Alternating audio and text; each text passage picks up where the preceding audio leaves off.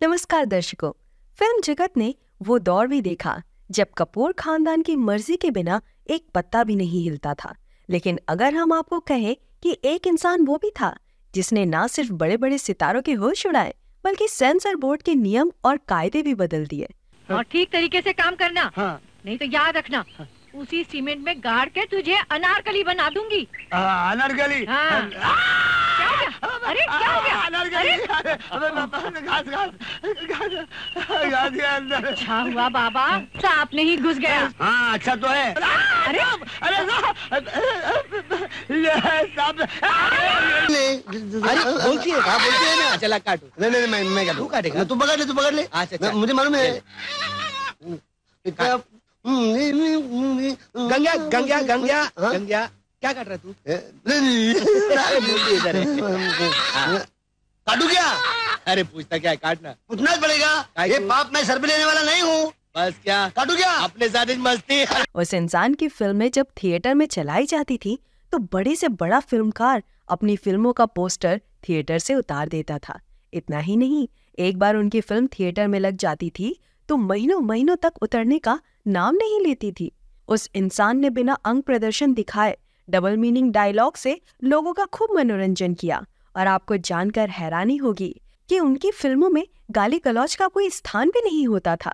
ना ज्यादा बजट, ना कोई बड़ा सितारा और ना ही भव्य सेट, फिर भी इनकी फिल्में सिल्वर जुबली बन जाती थी। इसलिए तो उनका नाम Guinness book of world record में दर्ज है। वे कलाकार हैं दादा कोंडके। लेकिन फिल्मों के माध्यम से दर्शकों को गुदगुदाने वाले दादा कोंडके असल जिंदगी में बड़े ही दुखी इंसान थे। वे अपनी बायोग्राफी में लिखते हैं, मैं अपना दुख जताता नहीं, मैंने कभी जताया नहीं, पर इसका ये मतलब नहीं है कि मैं बहुत खुश हूँ। मुझे बहुत शोहरत मिली, पैसा मिला, लेकिन इसके बदले में मुझे अकेलापन मिला। इंसान को उसके मन जैसी चीजें मिलती नहीं, पर मुझे मिली, ये कहकर मैं खुद को समझाने लगता हूँ।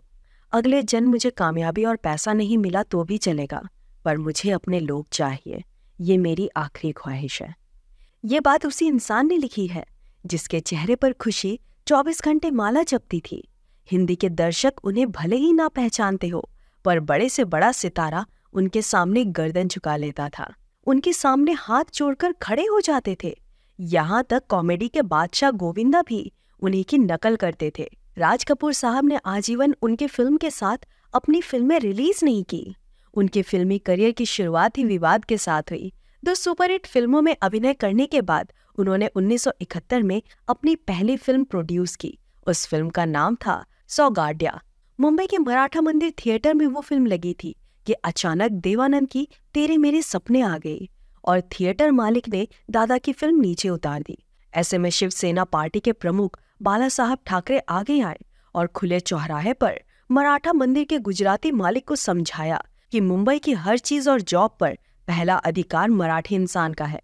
लेकिन महीनों महीनों तक फिल्म चलने के बाद उन्हें एहसास हुआ कि वे दादा की फिल्म निकालने की गलती कर रहे थे। दादा जो भी कुछ बनाते वो हिट हो जाता था। उनके लिए हिट ये शब्द भी छोटा था। उनकी फिल्में थिएटर से उतरने का नाम ही नहीं लेती थी।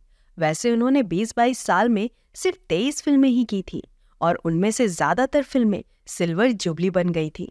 उनसे नफरत करने वाले लोगों ने उनके खिलाफ खूब षड्यंत्र खेले। उन्हें बदनाम करने के लिए बहुत सारी कहानियां बनाई गईं, परंतु उनके साथ उस वक्त की सरकार थी। जी हाँ, दादा कट्टर कांग्रेसी थे, इंदिरा गांधी के प्रेमी थे। आपको बता दूं कि उस वक्त शिवसेना कांग्रेस के साथ थी। इमरजेंसी के पक्ष में बात करने वाले बहुत कम कलाकार थे और उनमें से दादा कोंडके ने अपनी एक फिल्म में एक डायलॉग बोला जो सीधा राजनीति से जोड़ा गया। हमें उस फिल्म का नाम तो पता नहीं, किंतु इतना तो पता है कि उन्होंने मराठी में ऐसा कहा था जिसे हम हिंदी में बोलना चाहेंगे। आपके पास क्या है, हमारे पास तो आई है। यहाँ आई का मतलब माँ होता है और लोगों ने इस डायलॉग को इंग्लिश वाले शब्द से जोड़ लिया। आप बोलोगे कि इसमें क्या बुराई है? दरअसल उसी वक्त श्रीमती इंदिरा गांधी जी ने अपनी पार्टी के बागी नेताओं को तोड़कर कांग्रेस आई नामक नई पार्टी बनाई थी। इसके अलावा सेंसर बोर्ड ने भी उनकी फिल्मों में बोले गए डबल मीनिंग डायलॉग को लेकर कोई कार्रवाई की नहीं। उनका ये मानना था कि दादा अश्लील चीजें नहीं दिखाते। अब आप सोच सकते हो कि दादा की पहुंच कितनी दूर तक थी। उनके खिलाफ उस वक्त की महाराष्ट्र सरकार ने भी एक शब्द जुबान से नहीं निकाला, लेकिन वो तो फिल्म जगत के अपने लोग थे जो उनके खिलाफ जाकर उगलने लगे थे। साथ ही उनका खुद का विवाहित जीवन भी बहुत कष्टदायी था। 1960 में उन्होंने नलिनी से शादी तो की, पर घर में हमेशा झगड़े होते थे। बाद में वो दोनों अलग हो गए। इस विवाह से तेजस्वी नामक बेटी हुई, जिसे दादा अपनी बेटी नहीं मानते थे। खुलेआम अपनी बेटी ना होने का दावा करने वाले दादा कोडके जब गुजर गए तो तेजस्विनी ने उनकी जायदाद पर अपना हक जताया।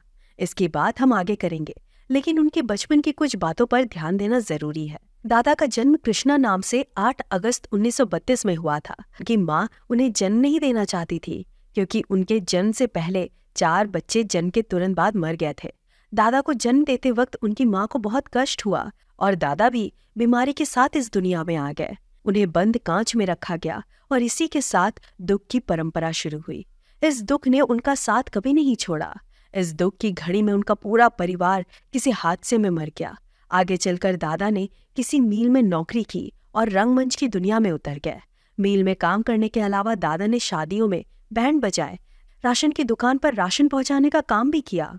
डिस्क्रिप्शन बॉक्स में आपको उनकी जन्मतिथि, परिजन और फिल्मोग्राफी की लिस्ट मिल जाएगी। खैर, उस हादसे में सिर्फ उनके एक भाई जिंदा बच गए। उस पल को याद करते हुए दादा ने कहा था, मैं बुरी तरह टूट गया था। सोचता था कि भगवान ने मेरे साथ ऐसा क्यों किया। मैं किसी से बात नहीं करता था, खाना तक नहीं खाया जाता था। मुझे लगा कि मैं पागल हो जाऊंगा। फिर अचानक ही मैंने फैसला किया कि मैं अपना दुख भूलकर क्यों ना लोगों को हंसाऊं। इस तरह मैंने कॉमेडी करना शुरू कर दिया। दादा अपने लोगों की अहमियत जानते थे। उन्होंने अपनी बीवी को छोड़कर किसी को भी अपने जिंदगी से जाने नहीं दिया। उनके फिल्म के कलाकार, कैमरामैन, संगीतकार, बाकी टेक्नीशियन से उनका घनिष्ठ संबंध था और वे उन्हीं को लेकर फिल्में बनाते थे। हर फिल्म में उषा चौहान को बतौर हीरोइन लेने वाले दादा कोडके की हर फिल्म में रत्नामाला हमेशा माँ बनती थी। लोग तो ये भी बोलते थे कि उषा चौहान उनकी असली पत्नी है, लेकिन ऐसा कुछ नहीं था। नीला कडवाडकर नामक एक हीरोइन थी। उनका कहना था कि दादा ने उनके साथ 15 साल गुजारे और 3 बच्चों के पिता भी बने, पर इस बात को भी दादा ने इनकार कर दिया। अगर इस वीडियो को लोगों ने पसंद किया तो उनसे जुड़ी और भी अधिक कहानियां हम आपको बताएंगे। तब तक के लिए धन्यवाद।